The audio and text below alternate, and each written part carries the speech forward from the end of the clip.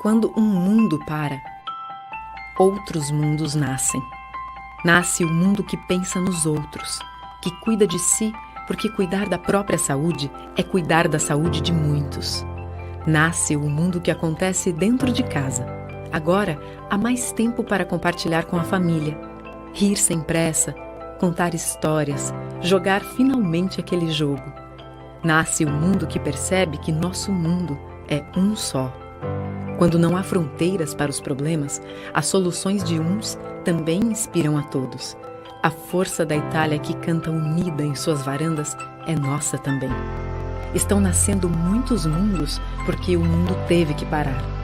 Neste momento, uma parte do mundo da nossa escola parece estar parando com as aulas suspensas. Porém, não há parede que nos afaste. Não há distância que nos deixe separados. Não há isolamento que nos deixe sós. Porque nossa escola está onde está cada um de nós. E é assim, confiantes, que reconhecemos a força do melhor mundo que juntos podemos criar.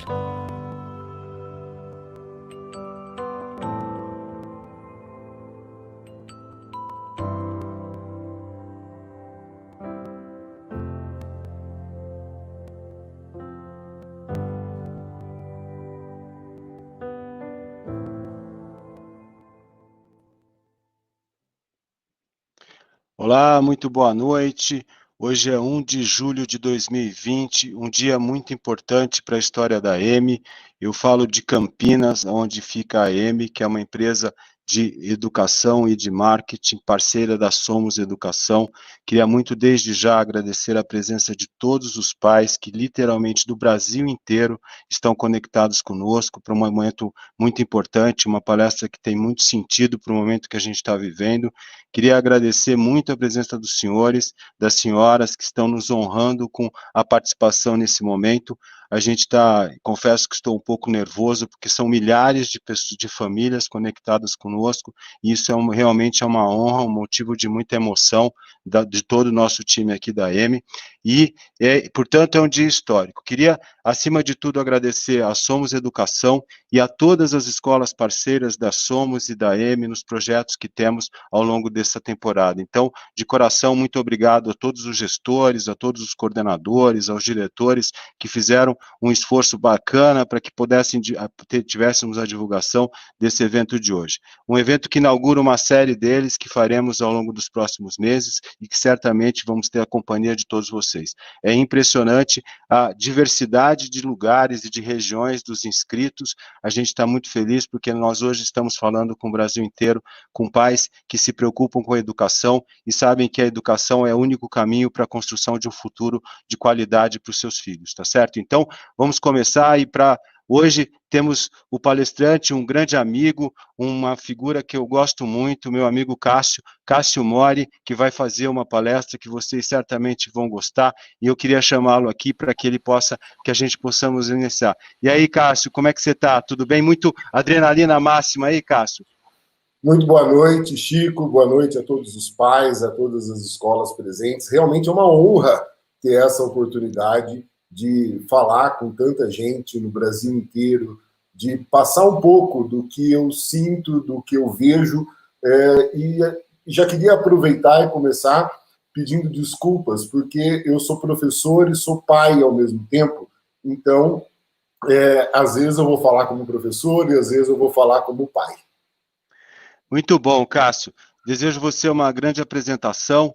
Todo o nosso time está super, uma energia muito boa para que você dê um show aí, tá bom? Então é com você agora, meu querido. Vai lá. Bom, gente, uma das coisas que... Primeiro que eu falo aqui de Araras, no interior do estado de São Paulo, então não se incomodem aí, eu sei que tem gente de norte a sul do Brasil, não se incomodem com o meu sotaque, eu tenho um sotaque meio caipira mesmo, mas pela convivência e pela terra que eu vivo, e que eu amo muito também. Uma das coisas mais importantes, ou melhor, eu vou voltar, a coisa mais importante que aconteceu na minha vida até hoje foi há 15 anos atrás, quando eu descobri que a minha esposa, Renata, ela estava grávida de filhos gêmeos, de um menino e uma menina. E dali para frente mudou minha vida completamente. Existe a vida antes de você ser pai e após você ser pai. Após você ser pai, você percebe que a sua vida ela não mora mais apenas em você, que a sua vida tem uma extensão para outras pessoas, e essas pessoas são os seus filhos. Eu costumo dizer, e falo isso para todo mundo que eu converso, que a única coisa que vale mais do que a minha vida é a vida dos meus filhos. Eu não tenho dúvida nenhuma que se eu pudesse trocar, e que se eu tivesse que fazer uma troca, eu trocaria a minha vida pela vida deles. Eu acho que esse é o sentimento que todo pai, toda mãe que está nos ouvindo tem nesse momento. Então, eu compartilho com vocês todas as preocupações que eu, como pai, tenho, e eu também, como professor, tenho uma vida de educação. Eu estou há 27 anos em sala de aula, sou apaixonado por educação, sou professor de física do ensino médio, e eu queria, nesse momento, aproveitar esse momento de ter a honra de estar falando com pais do Brasil inteiro para expressar um pouco e tentar ajudar um pouco naquilo que for possível nesse momento tão complicado. Eu vou apresentar minha tela porque o tema nosso hoje é a relação família-escola transformando o ensino remoto em agregador. Fiquem muito à vontade de aí no chat mandar perguntas, falar se gostou, falar se não gostou, falar se concorda, falar se não concorda. É muito bacana a gente ter essa interação, porque senão não faria sentido a gente estar falando ao vivo, né? O ao vivo ele serve justamente para a gente ter esse feedback online de vocês que estão aí do outro lado. A verdade é que num determinado momento desse ano, na verdade foi um momento no dia 20 de março de 2020, um dia que vai ficar marcado para a educação, tal como o 11 de setembro ficou marcado na vida dos americanos. Porque no dia 11 de setembro, no dia 20 de março de 2020, aconteceu algo muito inesperado. A sensação que eu tenho, na verdade, e todos os dias eu quero acreditar nisso, é que, de repente, no dia 20 de março, eu encostei num sofá que eu tenho aqui na minha casa, dei uma dormida, dei uma descansada e comecei a ter um pesadelo. E nesse pesadelo, o mundo estava sofrendo uma mudança muito grande. As pessoas estavam com medo, as pessoas estavam ansiosas, as pessoas no mundo inteiro estavam se comunicando que um tal novo vírus estava surgindo por lá. E desse pesadelo eu tenho a vontade de acordar todos os dias que eu durmo e acreditar que era realmente um pesadelo, que eu vou acordar na manhã seguinte e minha vida vai voltar ao que era no dia 19 de março. Mas especificamente no dia 20 de março, eu estou frisando essa data, porque ela é importante para nós, porque foi quando aconteceu isso. Quando, pela primeira vez na história da nossa vida, pelo menos na história das últimas décadas aí da humanidade, as escolas ficaram vazias. Os alunos foram proibidos de ir para a escola, os professores foram proibidos de estar dentro da escola. Eu acredito, como educador, que, na verdade, uma escola não é um prédio, não é uma estrutura física. Se eu tiver um bom professor embaixo de uma árvore, com uma pequena lousa, e os alunos sentados no chão, isso já configura uma escola. Agora, o distanciamento, cada um na sua casa, para mim, até então, era algo muito difícil de eu entender que aquilo realmente configurava uma escola. E nesse momento, nesse pesadelo, eu acabei entendendo que não era um pesadelo, como vocês devem ter passado por isso também, né? Entendido que não era um pesadelo, que era a vida real, que é um novo mundo que nasceu, né? Como disse o vídeo no começo aqui, né? Quando o mundo nasce, quando o mundo para, outros mundos têm que nascer, e nós fomos protagonistas no nascimento desses novos mundos. Nós vamos entrar ali nos livros de histórias juntos, como uma geração que passou e, se Deus quiser, venceu esse momento tão complicado. O professor, ele teve que transformar a sua casa em uma escola. A escola, na verdade, ela ficou dividida. Uma parte da escola ficou na casa do professor. Os professores, eles foram se adaptando, colocando lousa, colocando coisas na casa dele, melhorando conexão de internet, muitos indo, no começo, indo para a escola, depois ficou muito complicado ir para a escola, até pela questão da pandemia. Enfim, ele teve que reinventar uma escola, parte de uma escola dentro da casa dele.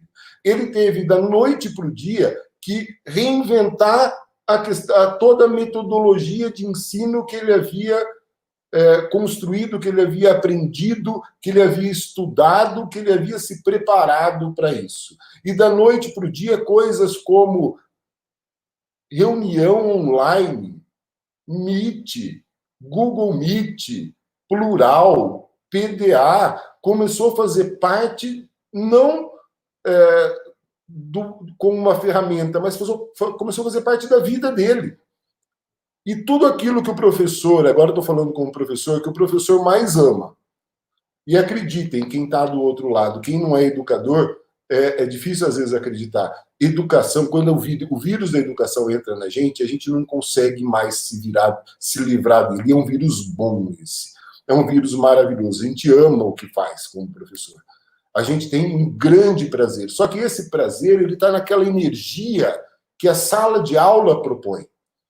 Ele está dentro daquele ambiente em que você olha e sabe cada aluno que está ali, você conhece a história de cada aluno que está ali, você conhece, você sente a energia deles. Quando você fala alguma coisa, você não precisa perguntar se ele entendeu. Você olha para a cara deles, você já vem a resposta. Além disso, o professor, é difícil admitir isso, mas a gente tem uma certa carência. E essa carência que o professor tem, quem amacia essa carência é o contato com os alunos. Isso faz muita falta para a gente. E da noite para o dia a gente teve que se reinventar. Mas a escola não ficou só na casa do professor. A escola, a outra parte da escola, ela foi para a sala de estar das famílias. E as famílias que tinham uma rotina, de repente, começaram a perceber que elas precisavam, principalmente para as crianças pequenas, de educação infantil, ensino fundamental 1 e início do fundamental 2, acompanhar os seus filhos durante a aula. A escola ela passou a ser a única empresa que entra diariamente na casa das famílias através das ondas virtuais. E muitas vezes, e os pais, e nós pais que estávamos acostumados com a nossa rotina diária, de repente a nossa rotina diária virou do avesso e nos colocou desafios que a gente nunca havia imaginado antes, como acompanhar os filhos na escola. É como se fosse uma escola que dentro da mesma sala de aula a gente tivesse alunos e pais juntos. Olha que coisa maluca que virou. E é óbvio que isso causou no princípio, e acho que até hoje, um certo desconforto geral na família. Porque o ser humano, na verdade, ele gosta de rotina. O ser humano ele tem a tendência de criar rotinas. Quando essa rotina é quebrada, isso causa uma insegurança muito grande, isso causa um nervosismo muito grande, isso causa um sentimento de falta de poder muito grande, de falta de controle. E foi nesse momento, em 2020, que as famílias perceberam que elas já não tinham o controle de tudo que estava acontecendo na sua casa e, principalmente, sobre aquilo que é mais importante na vida delas, que são os próprios filhos. O orgulho da família, que são os próprios filhos. Mas quando a gente pensa nesse aspecto familiar, a gente tem que também isolar um pouco os atores dessa cena familiar. Vamos começar pensando, e eu acho que esse tem que ser o foco principal da nossa conversa, que é pensar no aluno. O aluno, de uma hora para outra, também teve que mudar toda a sua rotina. Ele está trancado dentro de casa.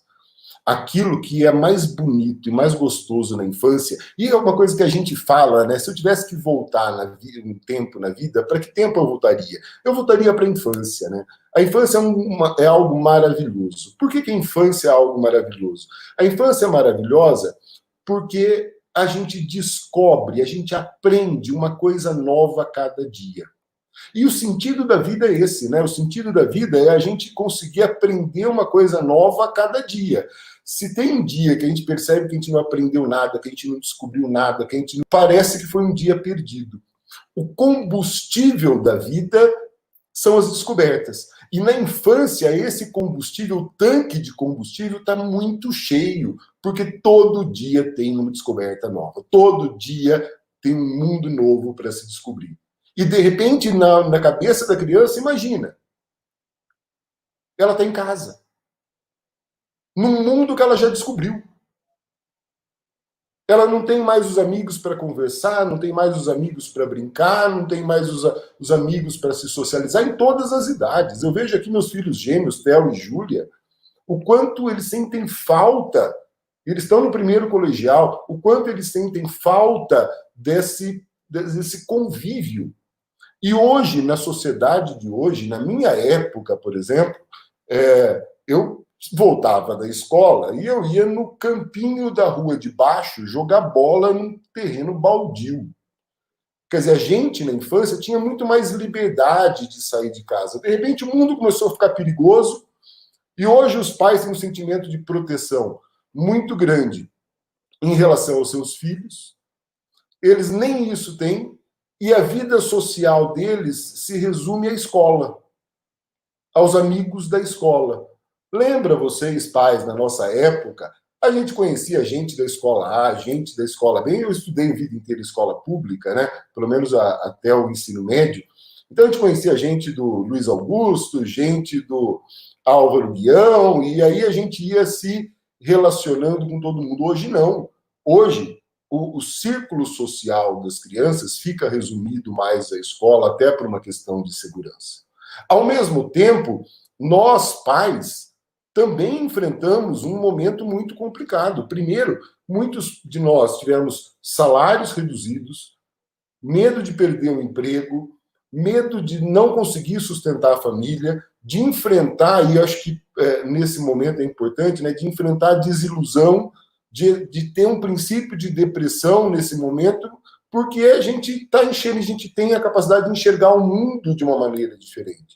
A gente fica ligado naqueles programas da Globo News que ficam dando as estatísticas o dia inteiro de como está a pandemia, como foi o negócio na Alemanha, se abriu escola, se não abriu escola, se é possível abrir, se é seguro, se não é seguro, se o político A falou isso, se o político B falou aquilo. E a gente fica em busca dessas informações e o resumo dessa necessidade nossa é que a gente quer achar uma solução. A gente quer voltar à rotina que a gente tinha anteriormente. A verdade é que aquilo que a gente tinha anteriormente não existe mais. E não vai existir. Nós estamos criando um novo mundo. Vai existir um novo mundo daqui para frente. Nós vamos ser atores, protagonistas de uma nova revolução na sociedade. E não adianta a gente querer negar isso. Porque vai existir essa revolução digital. E ela já começou. Ela ia acontecer de qualquer forma, só que ela começou forçadamente devido à pandemia. Mas mais cedo ou mais tarde, ela iria acontecer. Algumas coisas é importante a gente deixar claro e a gente entender. Tanto o lado da família, quanto o lado da escola. Tanto como pai, como professor. O primeiro ponto é que nós não estávamos preparados para isso. Nós, que eu digo, não é nós, professores. É nós, professores, é nós, escolas, é nós, família. Ninguém estava preparado para isso. Não há na história algo que a gente possa se basear e por isso que serve a importância da história, né? A gente pega experiências do passado e tenta aplicar no presente para resolver problemas. E esse foi um problema em uma situação que a gente não tinha referência no passado. Então ninguém estava preparado para isso. O segundo ponto é que os professores nunca foram treinados para isso. Nunca. Não adianta a gente falar, não, mas que o professor X não está dando aula como deveria dar, que o professor Y está com dificuldade. Claro, claro. De repente ele teve que reinventar a profissão. E sem treinamento, e sem uma capacitação, da noite para o dia. O terceiro aspecto é que os pais, nós pais, estamos passando por momentos difíceis na nossa rotina. Muito difíceis. Muito complicados. Nós estamos olhando para a nossa família, a gente está olhando para os nossos filhos. O quarto ponto é que a aula online não é a mesma coisa que a aula presencial. E não é mesmo. E não vai ser mesmo. E não tem jeito de ser mesmo. Primeiro, que começa por uma questão muito básica, que é o contato com outros e a proximidade com outras pessoas. O que a gente consegue, por mais que a gente tente, através de ondas virtuais, que nem eu estou falando agora com vocês aqui, tentar se aproximar daquilo que seria presencialmente, nós não vamos conseguir. O ser humano é coisa de pele, é coisa de pegar na mão, é coisa de identificar as expressões, é coisa de sentir o carinho. Inclusive, tem dois psicólogos americanos que eles fizeram uma pesquisa e eles descobriram que quando o professor se mostra próximo do aluno e acredita e mostra e demonstra que o professor acredita em sua capacidade, o aluno aprende 2 a 3 vezes mais rápido. Agora, isso daí é uma demonstração que depende muito de expressões faciais, de gesto, de estar perto, de abraçar, de pegar na mão, coisa que não consegue fazer na aula online. E não vai ser a mesma coisa. Não vai.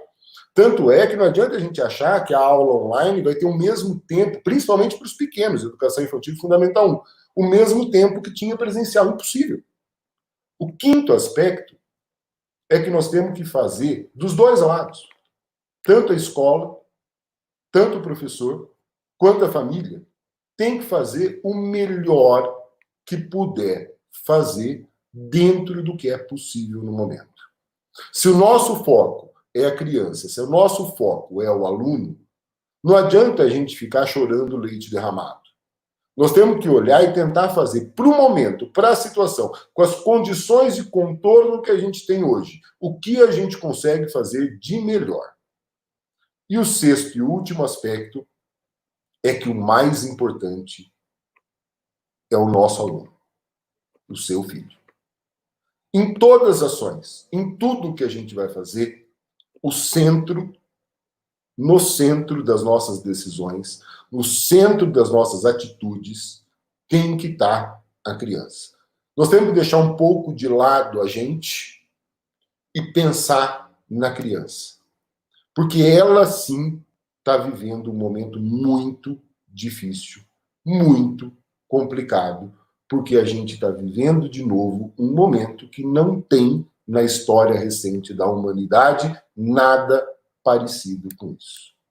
Por isso que é necessário que a gente tenha uma parceria, e uma parceria muito forte, entre os professores e os pais. Os professores, a escola e a família. Uma parceria próxima, mas sem misturar as funções de cada um. Professor é professor, família é família. Só que não são entes separados, porque eles têm algo em comum, e algo muito importante em comum, que é o nosso aluno é o seu filho. O meu filho é o seu aluno, professor. Tem uma coisa, eu gosto de contar essa história, até me pareço repetitivo, quem já assistiu outras vezes eu falando, que Quando a Júlia, minha filha, ela tinha 3 anos de idade, um dia eu estava brincando com ela e eu levantei ela e falei assim, Juju, quem você mais ama no mundo? Ela falou, professora Carolina. Quando ela falou isso, a vontade que eu tinha era de, como pai, era de matar a professora Carolina. Como assim ela fala que ela ama a professora Carolina mais do que eu, como pai? E depois, quando a gente começa a refletir, a gente começa a entender que é difícil competir com a professora Carolina. Porque eu, como pai, trabalhava o dia inteiro, eu dava 54 aulas por semana em 5 cidades diferentes. Chegava em casa cansado de viagem, de aula e tudo mais. Ia tomar um banho, jantar, queria dormir. Já a professora Carolina, não. Ela estava todo dia, linda, maravilhosa, cheirosa, perfeita, esperando minha filha para dar meu filho para dar um abraço e um beijo carinhoso e ficar a tarde inteira com elas. Então, quando a gente pensa na criança, nós temos que pensar na criança dos dois lados, né? Nós temos que pensar que a escola e que o grupo de professores fazem parte da vida deles. E criança, ela trabalha com exemplos. O exemplo é muito importante na educação. Ela busca referenciais na educação. E grande parte das crianças buscam referenciais nos professores. Eu não estou falando criança só da educação infantil. Né? A gente repara como professor que muitos alunos, olha que coisa louca isso, escolhem uma profissão não por gostar da profissão e não por gostar de uma ou outra disciplina, mas sim por gostar de um ou outro professor. Como ela gosta do professor, ela gosta da disciplina. E aí ela escolhe o seu curso em função disso. Eu sei que é um erro, mas a grande maioria dos alunos de ensino médio fazem isso ao escolher a profissão. Então, essa parceria que é muito importante, eu vou falar um pouco dessa parceria. Você deve estar falando que tudo isso é muito complicado. Você deve estar pensando que tudo isso é algo muito difícil para a família, muito difícil para os professores, e é verdade.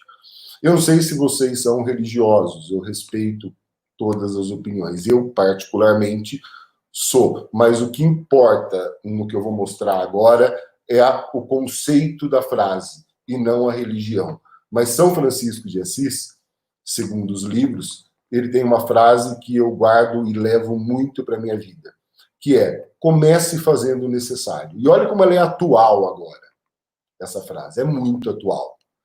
Como a gente, no dia 20 de março, a gente começou a fazer o necessário, que dava para fazer. Comece fazendo o necessário. Depois, faça o que é possível. Que é o que nós estamos, que é a minha proposta agora, o meu convite para vocês. Vamos fazer o melhor possível. E quando a gente perceber, nós vamos estar fazendo o impossível. E nós vamos estar juntos mudando a sociedade. E os nossos filhos vão estar nessa mudança. Então, se todo mundo que é envolvido na vida do aluno tiver esse pensamento de vamos juntos, como uma equipe, tentar fazer o impossível, colocando o aluno no centro, eu não tenho dúvidas que nós vamos sair dessa melhor do que a gente entrou. Não tenho dúvidas. Porque eu acredito no talento, eu acredito no esforço e, acima de tudo, eu acredito no amor que todos esses atores têm para aquela criança. Bom, vamos com um pouquinho de história para entendermos a situação presente. Mas sempre olhando para o futuro. Não adianta nada a gente só entender a situação presente. A gente precisa entender a situação presente e olhar lá na frente. O que o mundo espera dos nossos filhos? Como que a gente deixa e como que a gente vai entregar para o mundo um aluno e um filho preparado para enfrentar todos os desafios que tem nesse mundo. Bom, uma coisa muito comum e que toda família, inclusive aqui em casa, a gente vive perguntando um para o outro, a gente vive estudando, a gente vive procurando. É assim, né? Quais são as profissões do futuro? O que meu filho vai ser no futuro?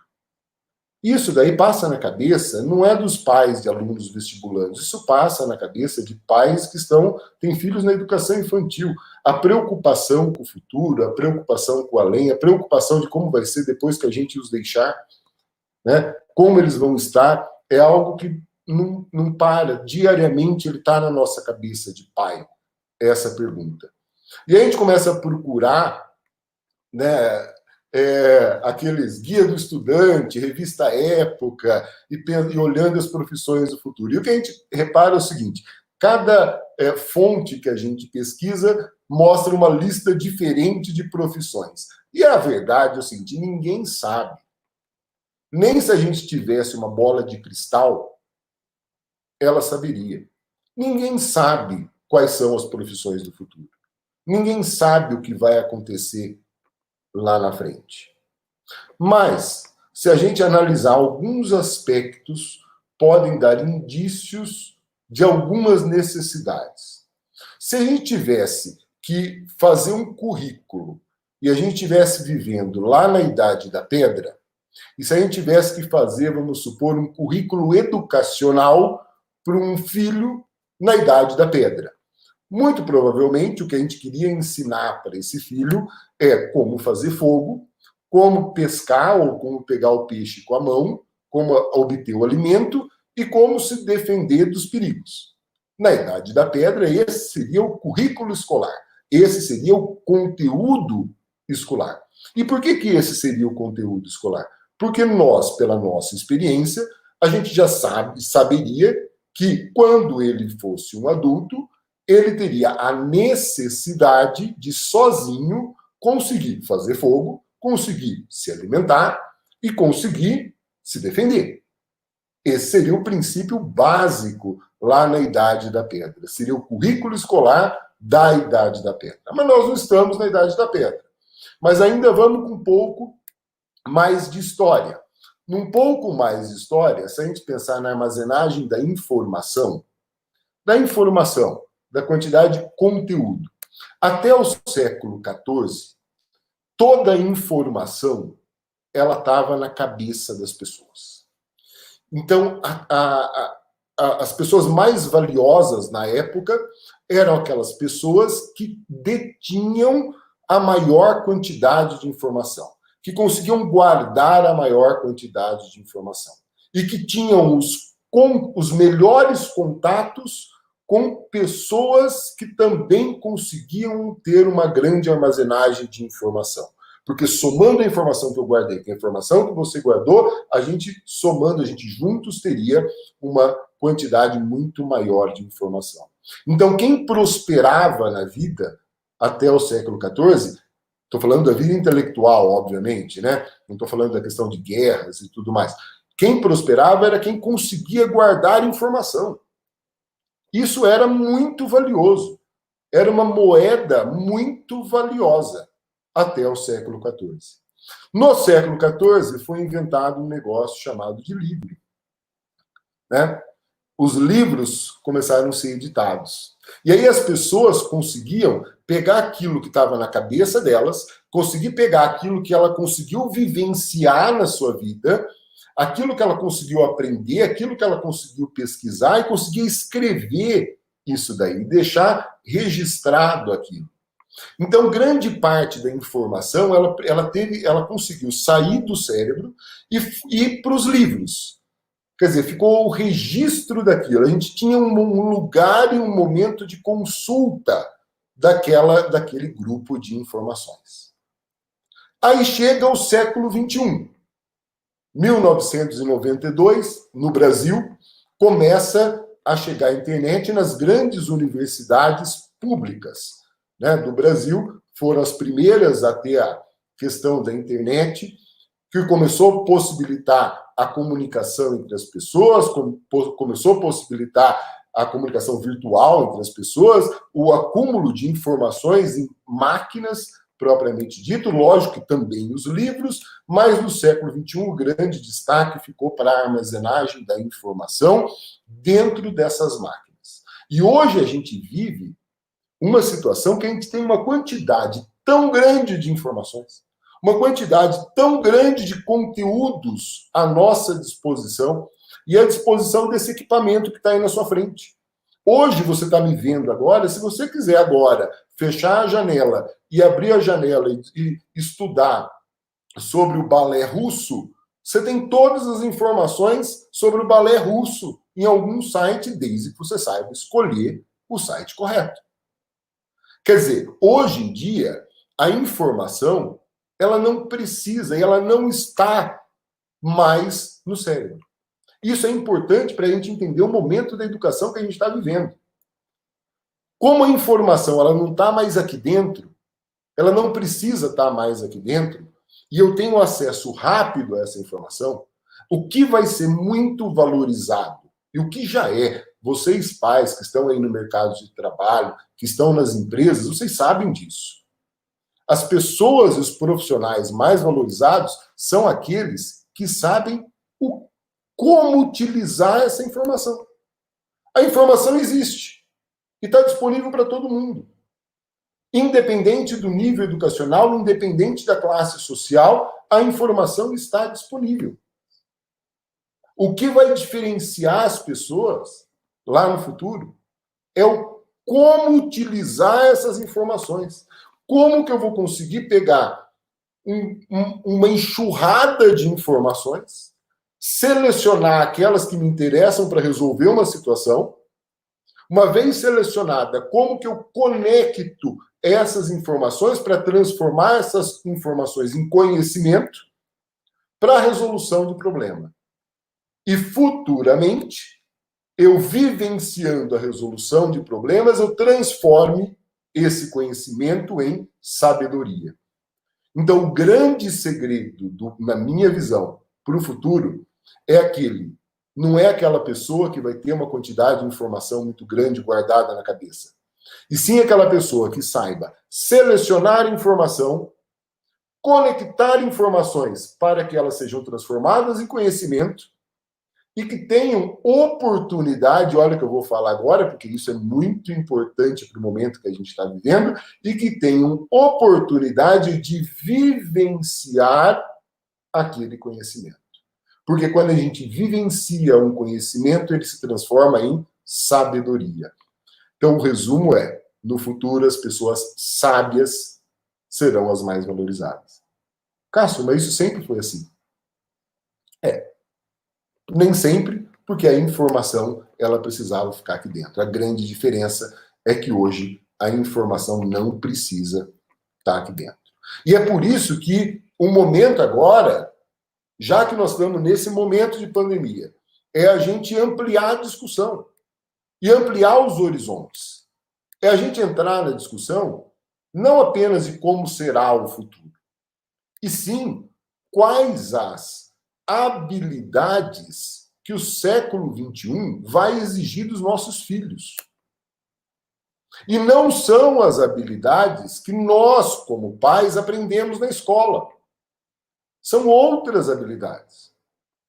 As habilidades do século XXI, segundo os estudos internacionais, eles são divididos em 3 grandes blocos. Eu fiz um grande resumo, tá? Para a gente não ficar entrando em detalhes muito específicos. Mas, de uma maneira bem do satélite, as habilidades do século XXI a gente vai dividir em 3 grandes blocos.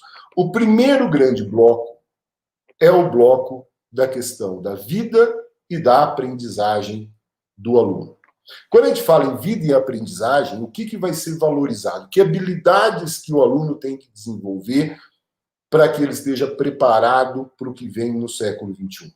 Primeiro aspecto, ele tem que estar preparado para se comunicar.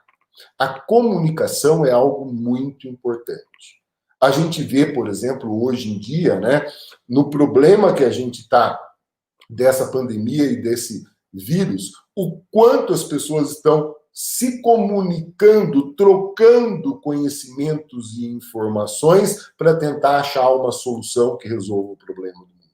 Você vê universidades lá no Reino Unido em contato com institutos brasileiros, em contato com institutos africanos. A comunicação é algo muito importante. A clareza na comunicação é algo muito importante. O segundo aspecto é a questão da colaboração, que está ligada à comunicação. Não basta eu saber me comunicar, eu preciso estar disposto também a escutar, a trabalhar junto, a trabalhar em equipe. O terceiro aspecto é o aspecto do pensamento crítico. Diferente de criatividade. Pensamento crítico é o quê? Eu conseguir receber uma série de informações, entendê-las, compreendê-las e, em cima daquelas informações, eu pensar criticamente para tomar as minhas posições e não ser levado pelos outros. E também a criatividade. A criatividade é algo que, desde o começo da humanidade, mudou cenários. E ela continua existindo, essa é uma habilidade que sempre existiu e que sempre vai existir. E, por fim, na aprendizagem, o aluno precisa ser capaz de resolver problemas. Resolver problemas. Habilidade fundamental, desde problemas simples até problemas complexos. Utilizando a base de informações que já existe, que ele conhece, ele vai resolver os problemas. A segunda grande área é a área da vida e carreira. Agora nós estamos pensando na carreira profissional mesmo dele, né? O que é a carreira, o que a vida profissional vai exigir de nossos filhos? Primeiro, vai exigir produtividade, organização do tempo, organização dos trabalhos, priorização e a entrega de resultados. O segundo aspecto é iniciativa e autonomia. É você ser, primeiro, proativo. Você conseguir fazer algo e ter a iniciativa antes daquele algo acontecer. E o segundo é você ter a autonomia de conseguir se desenvolver sozinho. É outra grande habilidade e uma coisa interessante. Essas habilidades, elas não se desenvolvem na universidade. Elas se aprimoram na universidade. Mas a construção dessas habilidades começa desde os 3 anos de idade. Desde quando as crianças estão lá na educação infantil. A questão da autonomia é algo fundamental. A gente fala em educação, quando a gente fala em educação, a gente fala que o aluno ele é protagonista do seu conhecimento. Ele precisa entender que ele é o protagonista. Que ele consegue aprender a aprender. Se eu tivesse que falar assim, olha, qual que é a melhor frase e o que é mais importante na escola? O mais importante na escola é o aluno aprender a aprender. Porque uma vez que ele aprendeu a aprender, o mundo se abre de possibilidades. Que ele sabe que qualquer assunto ele vai conseguir aprender. Só que ele precisa, antes disso, aprender a aprender. O terceiro aspecto desse item é o aspecto da flexibilidade e adaptabilidade. O mundo, com a revolução tecnológica, ele está mudando a cada instante, né? O acúmulo de informação ele está se duplicando numa velocidade muito grande. As relações sociais também. E a pessoa ela tem que ter a flexibilidade, a capacidade de se adaptar a todos os ambientes possíveis. Vocês já estão entendendo onde eu vou chegar, né? O quarto item são as habilidades sociais, a inteligência emocional. É o saber compreender o outro. É o saber ter empatia pelo outro. Não só se colocar no lugar do outro, e sim conseguir enxergar o mundo com os olhos do outro. E sim conseguir sentir o mundo com o coração do outro, escutar o mundo com os ouvidos do outro. E ter essa habilidade social, essa inteligência emocional para conviver com as pessoas. O último aspecto é a questão da liderança e responsabilidade. independente, quando a gente fala de liderança, a gente pensa no CEO do Facebook, mas não. A liderança, ela existe e ela é necessária para todas as pessoas, independente do cargo. Existe a liderança na sua casa, existe a liderança na sua vida, existe a liderança naquele grupo que você convive, mas a capacidade de liderar, a capacidade de estar no presente, olhando para o futuro, e estar no futuro, olhando no presente, e levar o seu grupo junto com você, é algo que será muito valorizado lá na frente. E a terceira grande área das habilidades do século XXI é a área de letramento digital. Uma vez que as informações elas estão nesse ambiente. O primeiro aspecto é o domínio das mídias. Só vai ter acesso à informação quem dominar todas essas mídias. O segundo aspecto, não mais e não menos importante, é o domínio da informação. E quando a gente fala de domínio da informação, a gente está falando em seleção. Porque informação, existe informação boa, informação ruim, informação certa, informação errada. Como que a gente seleciona as melhores informações para a resolução dos problemas que é necessário dentro da outra grande área? E, por fim, tem que ter, obviamente, que junta tudo isso, a questão da comunicação e tecnologia. Utilizar dos meios tecnológicos para fluir a comunicação, para entender a tecnologia.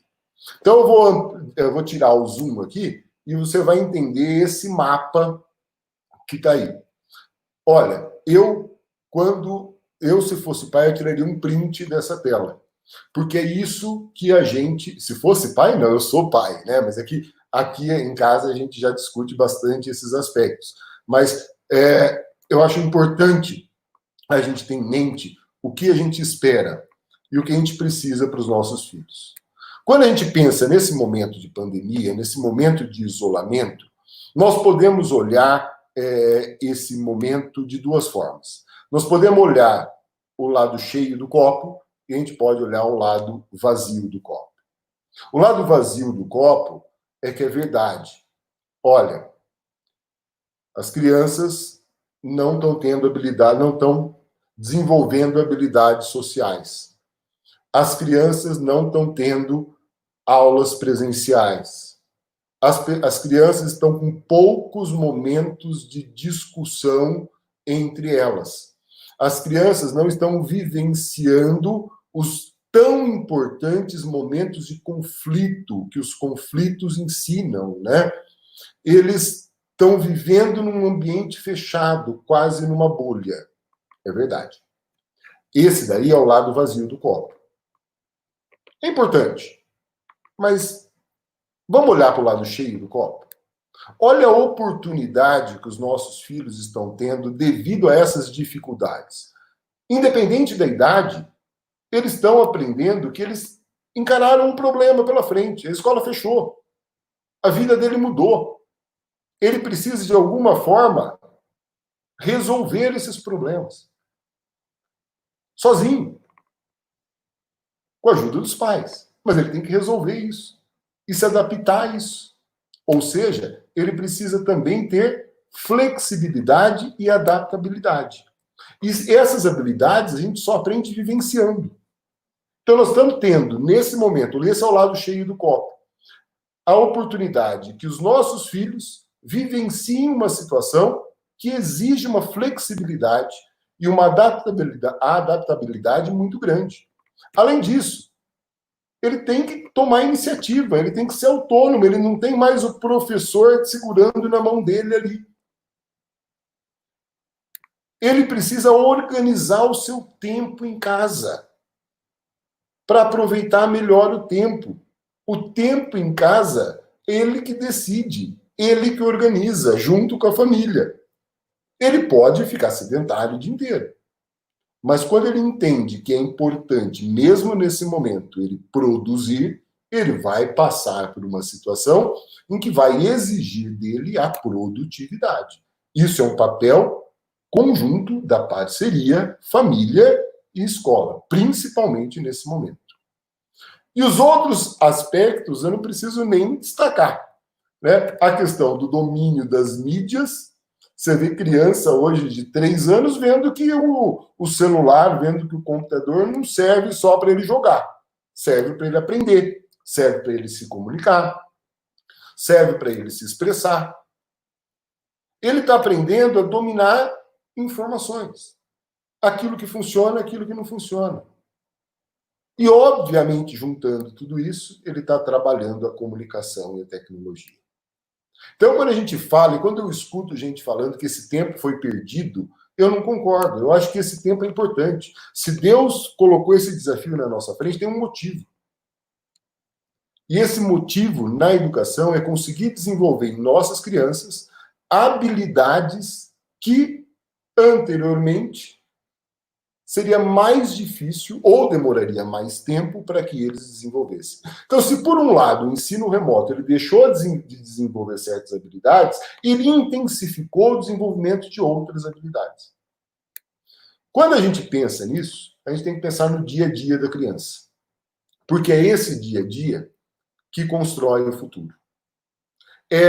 Nós temos que, nesse momento do ensino remoto, como pais, eu estou falando criança, mas também vale principalmente para os adolescentes e muito mais para os vestibulandos. Mas vale desde as crianças até os vestibulandos. O dia a dia, a organização do dia a dia, a organização da rotina é fundamental. E é fundamental manter essa rotina. Como eu disse no começo, a rotina foi quebrada.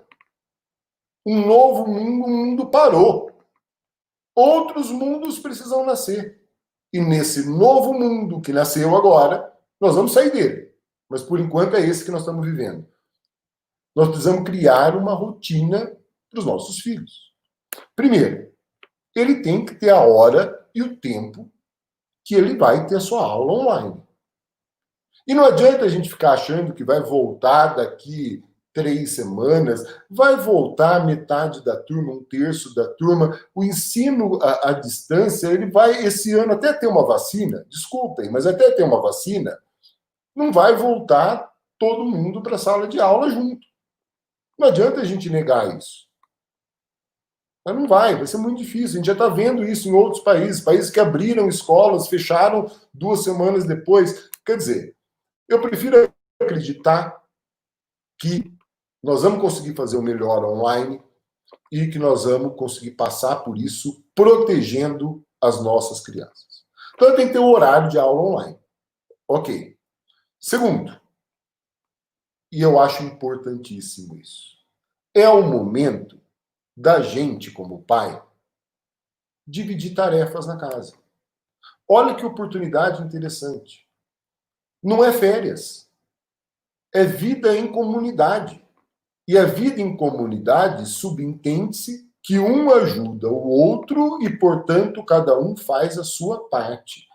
Às vezes você vai falar, mas meu filho, vou pedir para o meu filho varrer o quarto, vou pedir para o meu filho limpar o banheiro. É bom isso. É bom, isso vai dando autonomia, isso vai dando liberdade, isso vai dando responsabilidade para eles. Mesmo que ele não faça direito no começo, mas ele vai aprendendo no decorrer do tempo. Aqui em casa, limpar o banheiro e o quarto é responsabilidade das crianças. Elas fazem isso. Faz parte da educação. Terceiro, temos que entender que tem que ter um momento de lazer. Que vai poder assistir a série que gosta de assistir, vai poder tocar um instrumento que gosta de tocar, vai poder jogar o joguinho que gosta de jogar, vai poder ir no quintal jogar uma bola sozinho, mas vai poder. Quer dizer, tem que ter um momento de descontração.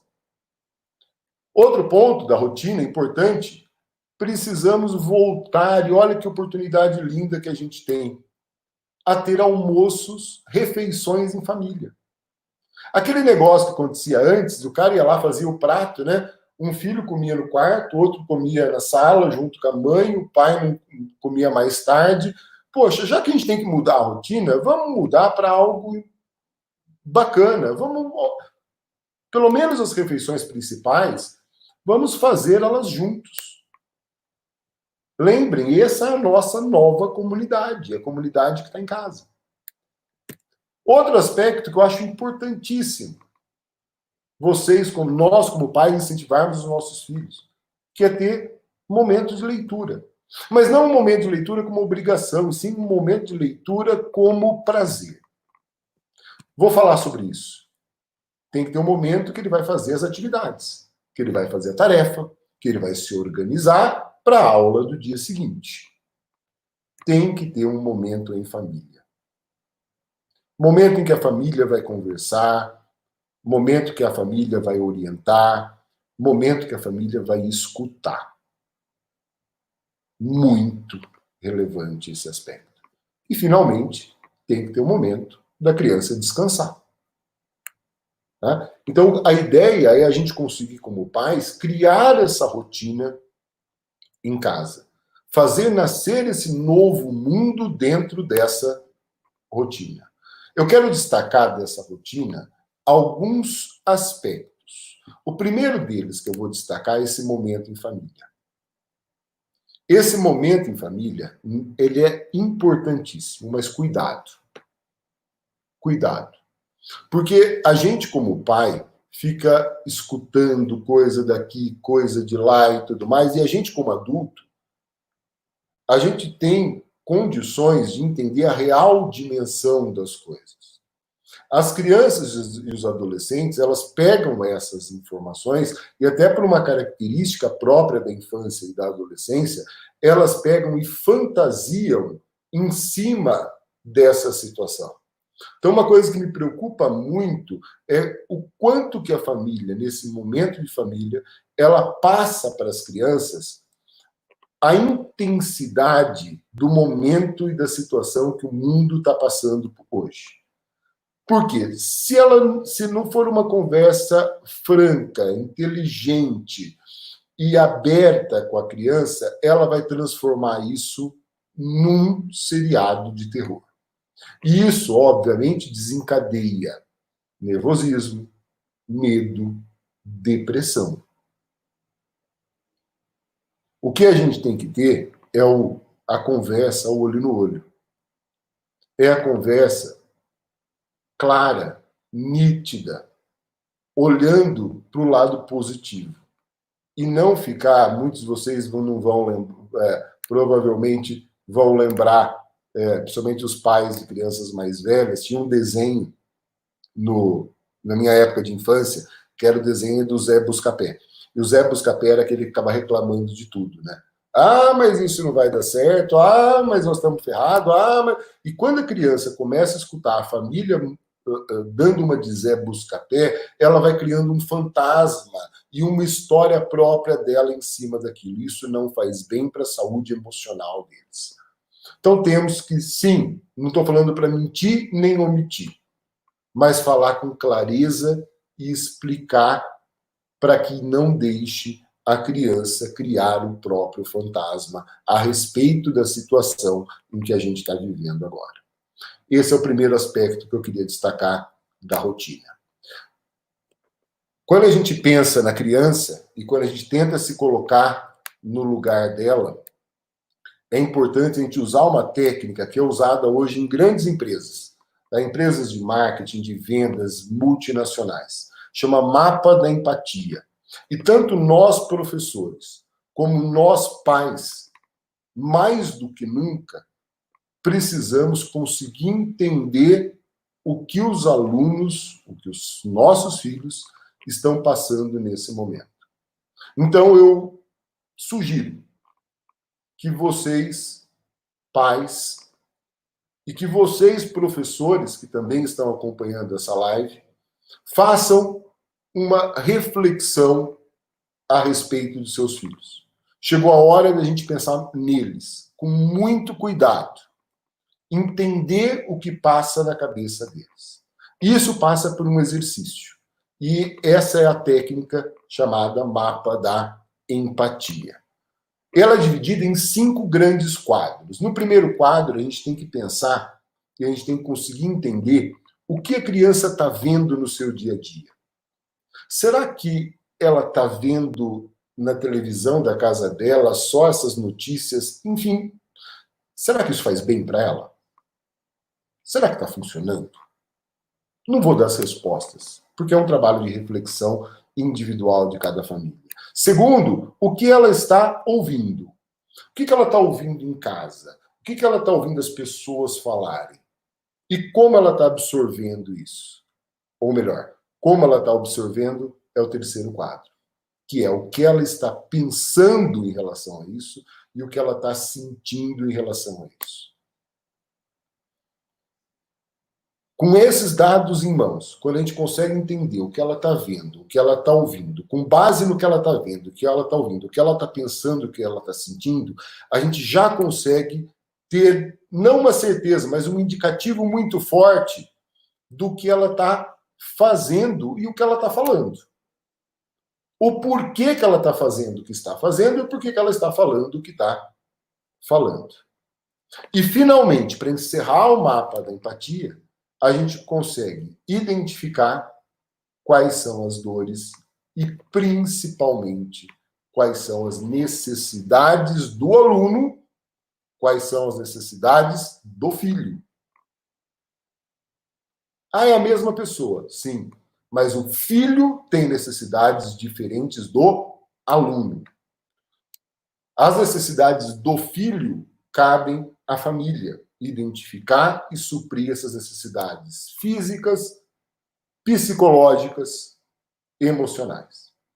As necessidades do aluno é que depende da parceria entre a família e a escola. E não tenho dúvidas, nós, professores, estamos dispostos a firmar essa parceria pensando no aluno, pensando na criança.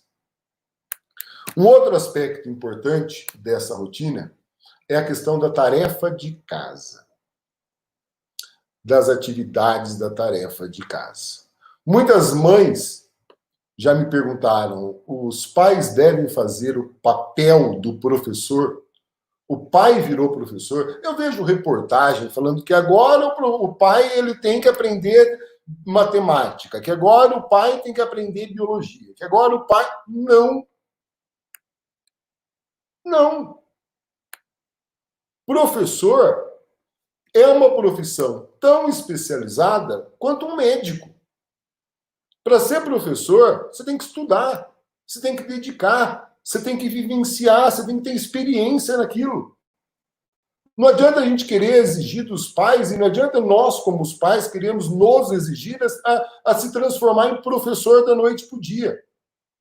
Não somos. Professor é profissão especializada. Tal como quando o seu filho precisa de uma operação, você leva para o médico operar, você não tenta operar em casa? Quando seu filho tem um problema educacional, pedagógico, consulte o professor, consulte a escola. Ele sabe o que é melhor. Ele estuda, ele está conectado com o que está acontecendo no mundo. A educação que nós, pais, tivemos lá atrás e os métodos que foram utilizados conosco para que nós fôssemos capazes de aprender, não funcionam mais hoje. Mudou. O mundo mudou, as crianças mudaram, as pessoas mudaram, estamos, ainda mais agora que estamos vivendo num momento de exceção. Consulte a escola, consulte o professor. Mas, Cássio, mas então isso significa que os pais não podem ajudar na tarefa de casa? Não foi isso que eu disse. Desde o começo eu disse que o apoio dos pais, a parceria, é algo muito importante. Os pais podem ajudar na tarefa de casa? A resposta é sim, podem, no sentido de proporcionar as condições para que ela seja realizada, de organizar a rotina, de auxiliar o filho, de valorizar o momento da tarefa, de não transformar a tarefa em algo chato, de não condicionar a tarefa a alguma coisa. O que eu estou querendo dizer é não usar a tarefa como chantagem, Se você não fizer a tarefa, vai acontecer A, ou B ou C. E sim, como parceiros na motivação. A tarefa e o estudo, ele só começa a fazer sentido a partir do momento que a criança, que o aluno começa a perceber, primeiro, o gosto pelo estudo. E segundo, sentir que a responsabilidade é dele. Que ele está fazendo aquela tarefa por ele. E não para poder jogar o jogo do videogame, e não para poder sair de casa, e não para deixar o pai feliz. Não. Desde pequeno, a criança tem que entender que ele está fazendo a tarefa por ele. Para ele. E o pai e a família têm que motivar e incentivar o filho nesse sentido. Essa é uma grande ajuda. O que não pode fazer como pai, de maneira nenhuma, é fazer a tarefa para ele. Eu fiquei com dó do meu filho, ele estava lá, e aí eu peguei e fiz a tarefa para ele. Você não ajudou em nada. Muito pelo contrário, você atrapalhou. Você atrapalhou o processo educacional. Não faça a tarefa para o seu filho. Não. Eu sei que às vezes a gente tem um coração mole, né? Eu também tenho. Eu fico doido, né? Quando eu vejo meu filho ali tentando, nervoso e não conseguindo. Da vontade que eu tenho de ir lá e fazer para ele, mas eu sei que o ato de amor que eu tenho por ele me impede de fazer a tarefa para ele. É isso. O não fazer a tarefa, o deixar ele sofrer é um ato de amor. Porque lá na frente ele não vai me ter mais. Lá na frente ele vai ter que desenvolver essas habilidades sozinhos. Lá na frente ele vai ter que lidar com as frustrações sozinho. Lá na frente ele vai ter que resolver os problemas sozinhos.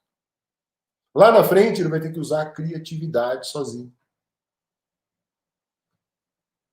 O fato tem um cara chamado Jean Piaget.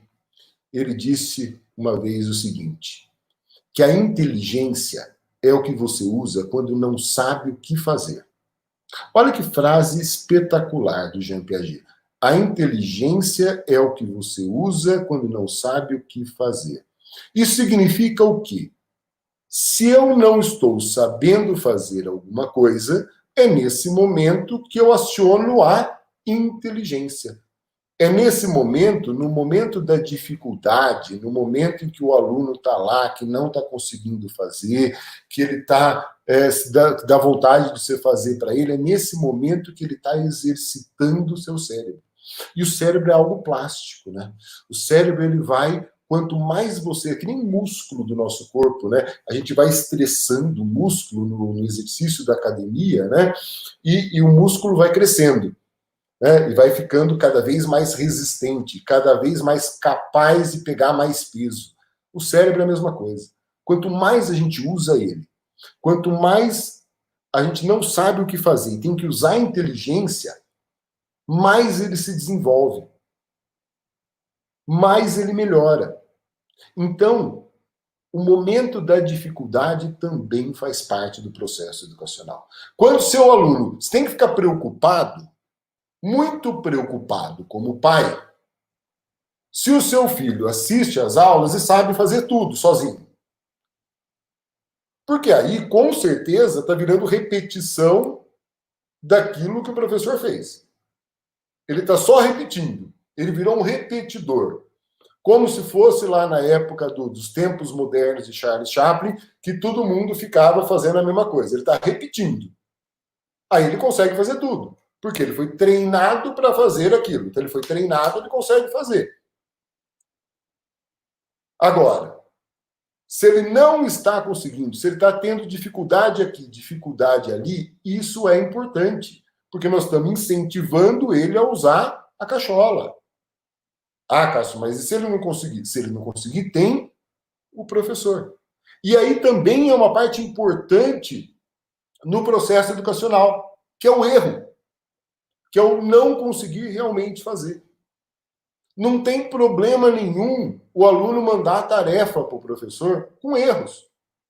Isso é extremamente importante, Porque apenas o professor, conhecendo os erros dos alunos, conhecendo a dificuldade que eles estão, é que o professor vai conseguir programar as próximas aulas para que não fique uma lacuna no desenvolvimento educacional da criança. Se o professor recebe tudo certo, feito pelos pais, ele vai achar que todos os alunos são lindos, maravilhosos, perfeitos do mundo. O erro faz parte do processo de aprendizagem. Na verdade, o erro é mais importante que o acerto. Muito mais importante que o acerto.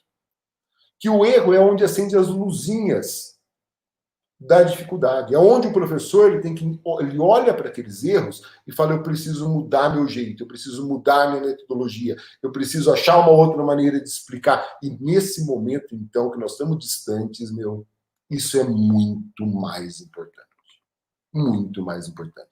Não fiquem com o coração doído do seu filho enviar a tarefa com erro. Não fique. Isso faz parte, isso é bom. Faz parte do processo educacional. Outro aspecto que eu quero comentar com vocês dessa rotina é o aspecto do momento da situação da aula online. A situação da aula online. E a importância que ela vai ter nessa rotina. Eu não tenho dúvidas que, em grande parte das residências, nas conversas entre pais e mães, houve frases do tipo: a aula online não é a mesma coisa. Nossa, essa menina precisa sair de casa. Não aguento mais ela aqui. Ah, eu acho melhor cancelar o ano letivo. Esse tipo de conversa, eu não estou falando para não ter. Mas tenha num ambiente reservado. Por favor, não tenha esse tipo de conversa na frente do aluno, na frente da criança. Porque aí você mostra para ela que aquilo que ela está fazendo não é importante. Que aquela aula que ela está assistindo não está servindo para nada. Você destrói tudo que nós estamos tentando construir como professores agora. Na frente da criança, nós temos que incentivar, nós temos que motivar, porque é o que nós temos para o almoço. É o que dá para fazer agora. Não dá para fazer diferente. Lembra dos 6 tópicos que eu coloquei lá no começo? Não dá. Então, nunca critique aquilo que a criança está fazendo. Aquilo tem que ser o seu trabalho, a sua responsabilidade durante o dia. Fazer parte da rotina diária. Uma parte importantíssima da rotina diária do aluno. Se você desqualifica aquele momento, naturalmente a criança vai desqualificar. O adolescente vai desqualificar. E aí nada vai funcionar. Eu não estou falando para você não comentar isso. Pode comentar. Não comente na frente deles. Chega. Nós temos que olhar para frente. E temos que ter, para os alunos principalmente, mostrar algo positivo. Eles estão cansados de ficar escutando notícia ruim, notícia ruim, notícia ruim. Precisamos deixar mais leve o ambiente dessa rotina. E, finalmente, eu quero falar de um aspecto que eu acho particularmente, como professor, fundamental, que é a gente criar na nossa residência o momento da leitura. Já que nós estamos reunidos, estamos isolados, óbvio que alguns pais eles têm que sair de casa para trabalhar e tudo mais, principalmente aqueles que trabalham em serviços essenciais ou que não estão conseguindo trabalhar remoto e tudo mais, mas sempre que possível, incentive seu filho a ler. E sempre que possível, mostre para o seu filho que você lê, que você dá valor à leitura. A leitura, ela é uma das coisas, desde lá do século XIV, quando a Bíblia foi o primeiro livro escrito, ela vem se tornando um grande instrumento de desenvolvimento de habilidades. Não é ler por ler, só pela informação. A leitura, ela facilita a interpretação das coisas do mundo, de tudo. A leitura, ela facilita o raciocínio, ela desenvolve o raciocínio. a leitura mostra para o aluno a importância do conhecimento.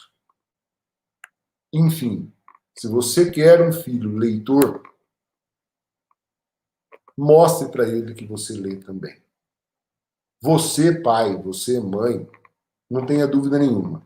Vocês são os maiores exemplos que pode ter para a criança. Toda criança, ela busca exemplos. Ela busca referenciais. E os primeiros referenciais da vida dela, e os mais importantes de toda a vida, chama-se pai, chama-se mãe. Se doe um pouco nesse sentido, para desenvolver essa habilidade. Não trate a leitura, o livro que a escola manda ler, de novo, como um castigo, como algo ruim. Valorize, incentive, mostre que é bacana.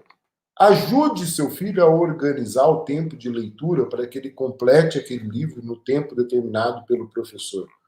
Entendeu? É essa parceria que nós pais temos que fazer com nós, professores. Para a gente terminar, o que não pode nunca faltar na educação. E quando eu falo de educação, eu estou falando da educação na parte formal da escola, na educação também familiar, dos valores, daquilo que a família acredita, daquilo que a família passa para os seus filhos. Qual é o item mais importante de tudo? Isso é o que eu acredito.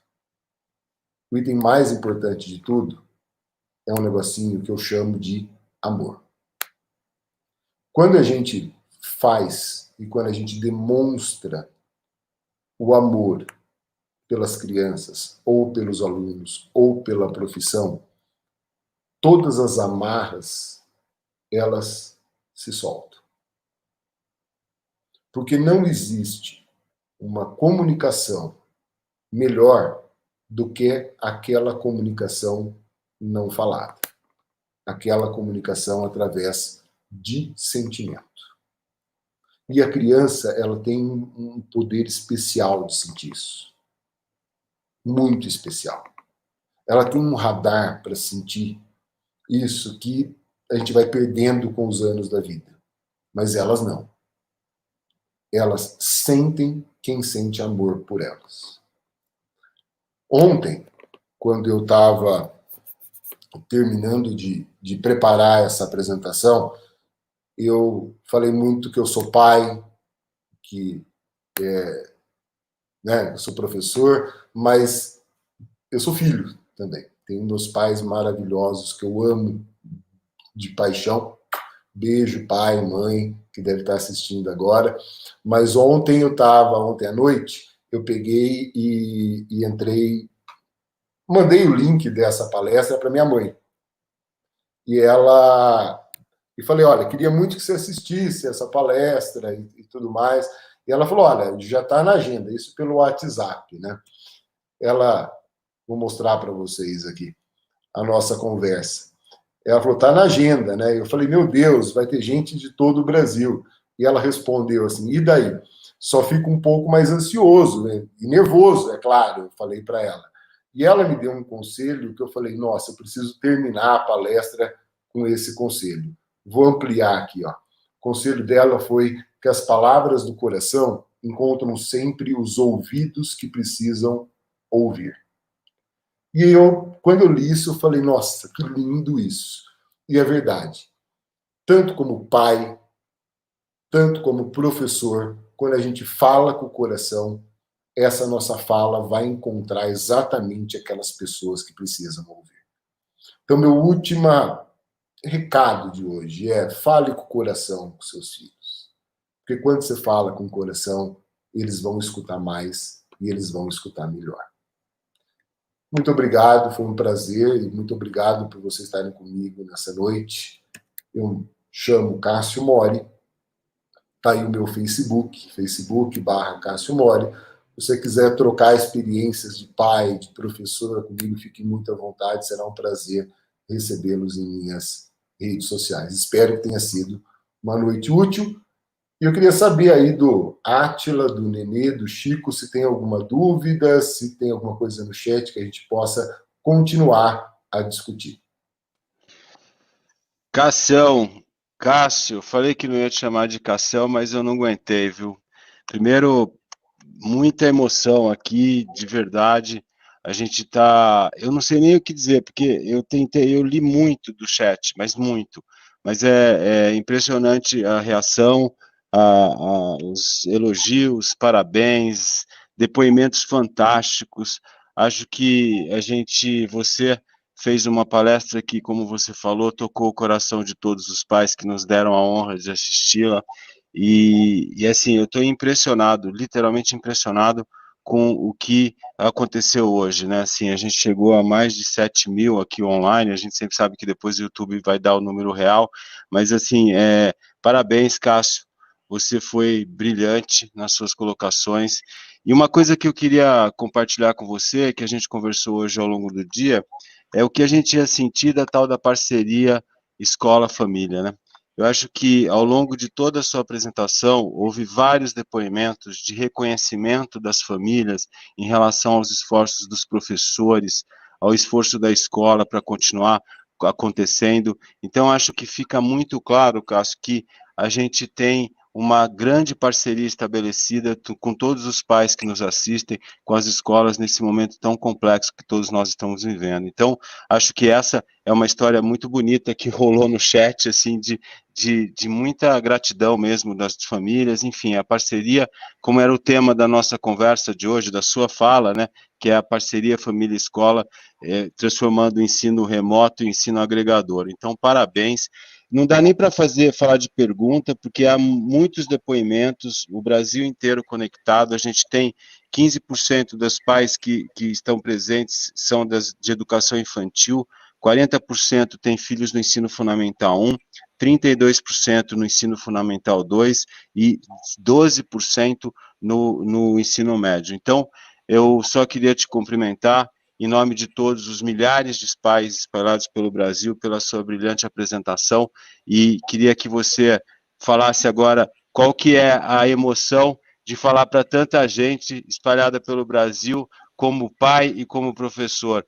Tremeu na base, mas você deu um show, né, Cassião? Porque era muita emoção mesmo, né, Cássio Mori? Chico, eu sou, você sabe disso, eu sou um pai chorão, né? E quando as próprias escolas pediram para eu falar com os pais, primeiro que eu fiquei muito emocionado das escolas me darem essa liberdade, né? E terem essa confiança de eu falar diretamente com os pais, né? Entrando na casa dos pais e falando em nome das escolas. Mas é muito importante, foi muito importante para mim esse processo de eu montar essa apresentação, principalmente porque eu refleti muito em muitas coisas que eu faço errado. Né? Às vezes alguém me escuta falar aqui e fala assim, poxa, parece que esse cara é um cara perfeito, como pai, como professor, e não sou. Na verdade, o que a gente fala aqui é o que a gente considera e o que eu entendo que é o ideal. E que serve para a gente, e serviu muito para mim, como reflexão do que eu preciso melhorar, do que eu posso mudar, do que eu posso fazer melhor também. Então, esse exercício foi algo muito interessante.